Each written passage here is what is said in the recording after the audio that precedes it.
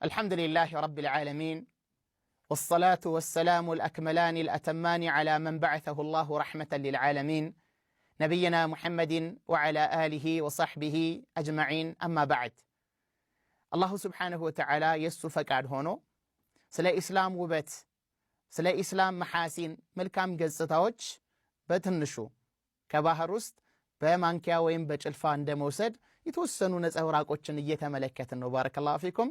ባለፈው ትምህርታችን ከኢስላም ትልልቅ ውበቶች ውስጥ ስለ ሶላት ውስጡ ላይ ስላሉ መልካም ነገራቶችና ስለ ሶላት በተወሰኑ መልኩ አውስተን ነበር ማለት ነው። እንግዲህ ከአርካነል ኢስላም ቀጥሎ ትልቁ ሶላት ነው ብለናል። ከዛ በመቀጠል ባረከላሁ ፊኩም ዘካ ነው።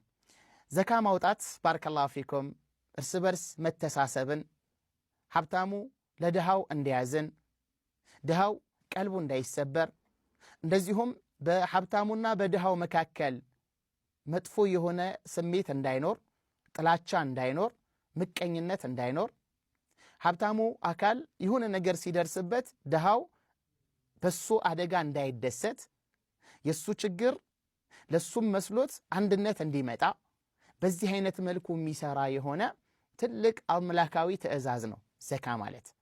በነገራችን ላይ ዘካ የሚባለው የሀብታሞችን ገንዘብ በምንም አይነት መልኩ ንብረታቸው አይጎዳባቸው ሲጀመር ካላቸው ሀብት ላይ ምንም አይቀንስባቸው። ነብዩ ዐለይሂ ሰላም እንደተናገሩት ማ ነቀሰት ሰደቀቱ ሚን ማሊን አሉ።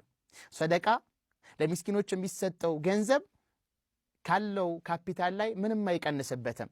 ኒስባውን እንኳን ስንሰራው ባረከላሁ ፊኩም ካለህ ገንዘብ ውስጥ ሱብሃንአላህ ያውም የምትገለገልባቸው ቤት ውስጥ የምትኖርባቸው ሳይሆኑ ለትርፍ የተቀመጡ የንግድ ዕቃዎች ሊሆኑ ይችላሉ። ሌላም አላህ ከሰጠ ሀብት ላይ የተቀመጠለት ደረጃ ከደረሰ ይህን ያክል ገንዘብ ካለው ተብሎ የተቀመጣለ እዛ ደረጃ ከደረሰ ካለህ ንብረት ውስጥ ግማሹ አይደለም የተባለው ባረከላሁ ፊክ ወይም ካለህ ንብረት ሩቡ አይደለም የተባልከው 1/10 አይደለም የተባልከው ሱብሃንአላህ 2.5% 1/40 ማለት ነው። በጣም እኮ ሱብሃንአላህ በዛ የተለያዩ በላዎችን አላህ ይመልስልሃል፣ ሙሲባዎችን አላህ ይመልስልሃል።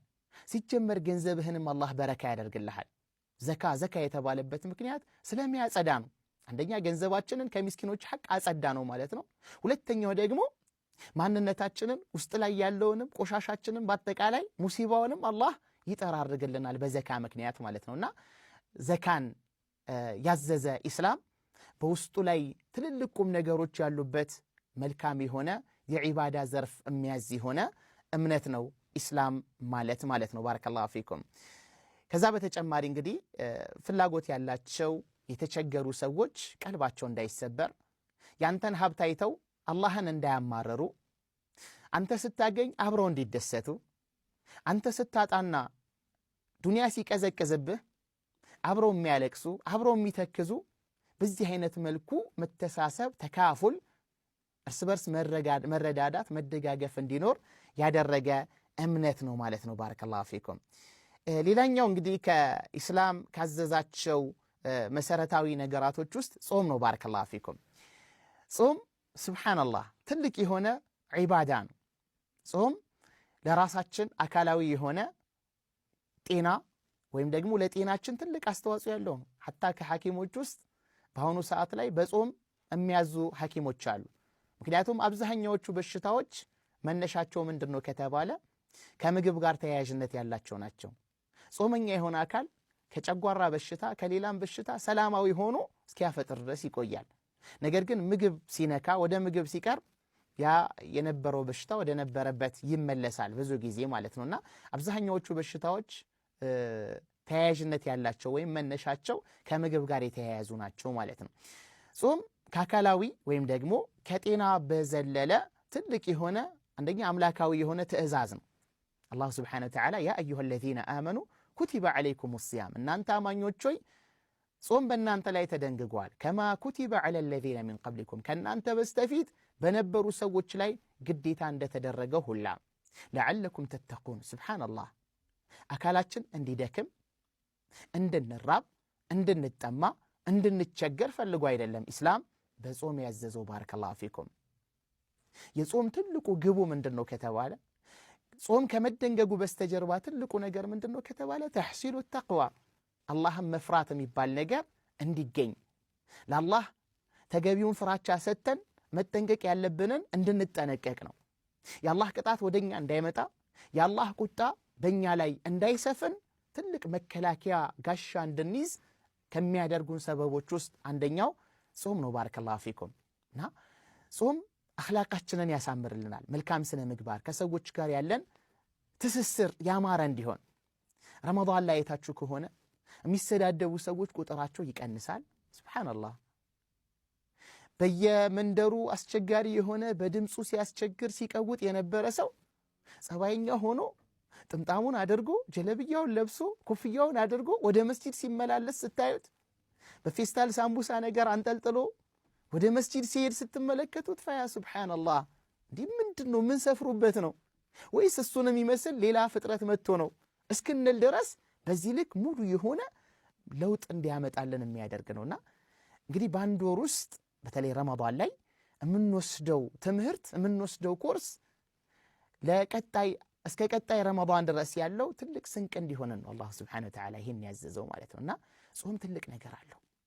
ከዛ በተጨማሪ ደግሞ ጾም መተሳሰብ እንዲኖር ድሆችን እንድናስብ የተቸገሩ የተራቡ ሰዎች ተርበናል ሲሉ በጾም ሰዓት የተራብነውን ረሃብ አስታውሰን እንድናዝንላቸው ያደርገናል ማለት ነው።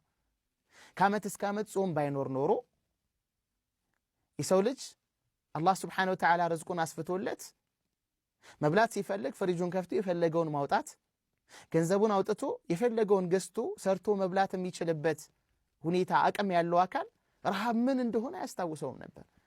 ሰዎች ተርበናል ሲሉ ረሃብ ምን እንደሆነ ሊያውቁት ይችላሉ።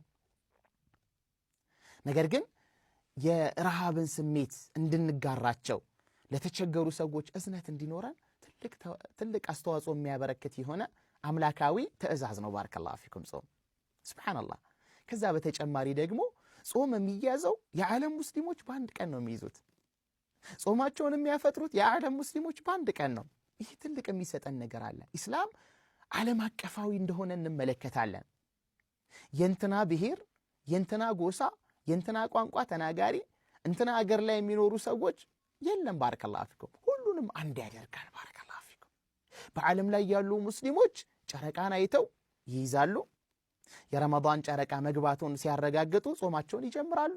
የሸዋል ጨረቃ ወይም የሸዋል ወር ጨረቃ መግባቱን ሲያረጋግጡ ደግሞ ጾማቸውን ያፈጥራሉ፣ ዒዳቸውን ያከብራሉ። ሱብሃንአላህ። ከዛ በተጨማሪ ደግሞ ባረከላሁ ፊኩም ተጨማሪ የምንጾማቸው ጾሞች በራሳቸው የሚያደርጉልን ትልቅ አስተዋጽኦ አለ ማለት ነው። ለዛ ነው ነብዩ ሰለላሁ ዐለይሂ ወሰለም ሰኞና ሐሙስን መጾም እንደዚሁም ደግሞ በወር ውስጥ 3 ቀናቶችን መጾም እንደ ሂጅራ አቆጣጠር 13 14 15ኛው ቀናቶችን መጾም ምን እንደሚያስወግድ ነገሩ። ይሄ ልብ ላይ ውስጥ ላይ ያለን ቆሻሻ በሰዎች ላይ ምቀኝነት ወይም ሰዎች ሲያገኙ ሊከፋን የሚችለውን ያንን የውስጥ መጥፎን ባህሪ ወይም መጥፎን በሽታ ጠራርጎ ያስወግዳል አሉ ነብዩ ሰለላሁ ዐለይሂ ወሰለም። በጣም ብዙ ተዘርዝረው የማያበቁ ጥቅሞች አሉት ጾም ማለት ነው። እና በጾም ያዘዘ እምነት ነው ማለት ነው። ባረከላሁ ፊኩም። ሌላኛው የሐጅ ተግባር አላሁ አክበር። ሐጅ የራሱ የሆነ ሐጅ የሚፈጸምበት ጊዜ ያለው የዓለም ሙስሊሞች ሀብታሙ ድሃው፣ ባለስልጣኑ ተራው፣ ቀዩ ጥቁሩ ሱብሃንአላህ ሁሉም አንድ ሜዳ ላይ ሁሉም አንድ ቦታ ላይ ሁሉም አንድ አይነት አለባበስ ሁሉም በአንድ ጊዜ ወደ አንድ አቅጣጫ እንዲተሙ የሚያደርግ እኮ ትልቅ የኢስላም ትልቅ ውበት ነው። ሱብሃንአላህ።